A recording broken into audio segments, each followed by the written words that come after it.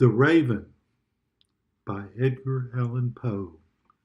Once upon a midnight dreary, while I pondered, weak and weary, over many a quaint and curious volume of forgotten lore, while I nodded, nearly napping, suddenly there came a tapping, as of someone gently rapping at my chamber door. "'Tis some visitor," I muttered, tapping at my chamber door. Only this, and nothing more. Ah, distinctly I remember it was in the bleak December, and each separate dying ember wrought its ghost upon the floor. Eagerly I wished the morrow, vainly I had sought to borrow from my books surcease of sorrow, sorrow for the lost Lenore, for the rare and radiant maiden whom the angels name Lenore, nameless here for evermore. And the silken, sad, uncertain rustling of each purple curtain thrilled me, filled me with fantastic terrors never felt before, so that now to still the beating of my heart I stood repeating, "'Tis some visitor entreating entrance at my chamber door, some late visitor entreating entrance at my chamber door. This is it, and nothing more." Presently my soul grew stronger, hesitating then no longer. "Sir," said I, "or madam, truly your forgiveness I implore, but the fact is I was napping, so gently you came rapping, and so faintly you came tapping at my chamber door, that I scarce was sure I heard you.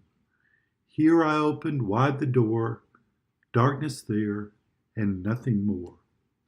Deep into that darkness peering, long I stood there wondering, fearing, doubting, dreaming dreams no mortals ever dared to dream before.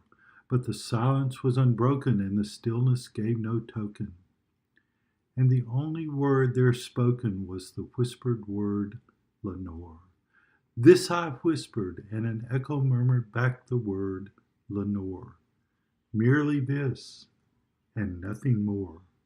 Back into the chamber turning, all my soul within me burning, soon again I heard a tapping somewhat louder than before. "Surely," said I, "surely that is something at my window lattice. Let me see, then, what thereat is, and this mystery explore. Let my heart be still a moment, and this mystery explore. 'Tis the wind, and nothing more." Open here I flung the shutter, when, with many a flirt and flutter, in there stepped a stately raven of the saintly days of yore. Not the least obeisance made he, not a minute stopped or stayed he, but, with mien of lord or lady, perched above my chamber door, perched upon a bust of Pallas, just above my chamber door, perched and sat, and nothing more. Then this ebony bird beguiling my sad fancy into smiling, by the grave and stern decorum of the countenance it wore, "Though thy crest be shorn and shaven, thou," I said, "art sure no craven, ghastly grim and ancient raven, wandering from the nightly shore. Tell me what thy lordly name is on the night's Plutonian shore." Quoth the raven, "Nevermore." Much I marveled this ungainly fowl to hear discourse so plainly, though its answer little meaning, little relevancy bore. For we cannot help agreeing that no living human being ever was blessed with seeing bird above his chamber door, bird or beast upon the sculptured bust above his chamber door, with such a name as Nevermore. But the raven, sitting lonely on that bust, spoke only that one word, as if his soul in that one word he did outpour. Nothing further then he uttered, not a feather then he fluttered, till I scarcely more than muttered, other friends have flown before. On the morrow he will leave me, as my hopes have flown before. Then the bird said, nevermore. Startled at the stillness broken by reply so aptly spoken, doubtless, said I, what it utters is its only stock and store, caught from some unhappy master whom unmerciful disaster followed fast and followed faster till his songs one burden bore, till the dirges of his hope that melancholy burden bore, of never, nevermore. But the raven still beguiling all my fancy into smiling, straight I wheeled a cushioned seat in front of bird and bust and door. Then upon the velvet sinking, I betook myself to linking fancy unto fancy, thinking what this ominous bird of yore, what this grim, ungainly, ghastly, gaunt, and ominous bird of yore meant in croaking nevermore. This I sat engaged in guessing, but no syllable expressing to the fowl whose fiery eyes now burned into my bosom's core.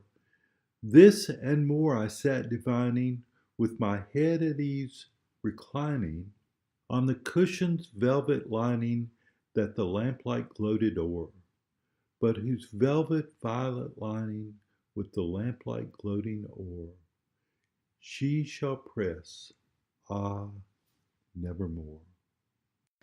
Then methought the air grew denser, perfumed from an unseen censer, swung by seraphim, whose footfalls tinkled on the tuffed floor. Wretch, I cried, thy God hath lent thee, by these angels he hath sent thee, respite, respite, and nepenthe from thy memories of Lenore. Quaffed, O quaff this kind nepenthe, and forget this lost Lenore. Quoth the raven, nevermore. Prophet, said I, thing of evil, prophet still, if bird or devil, whether tempter sent, or whether tempest tossed thee here ashore.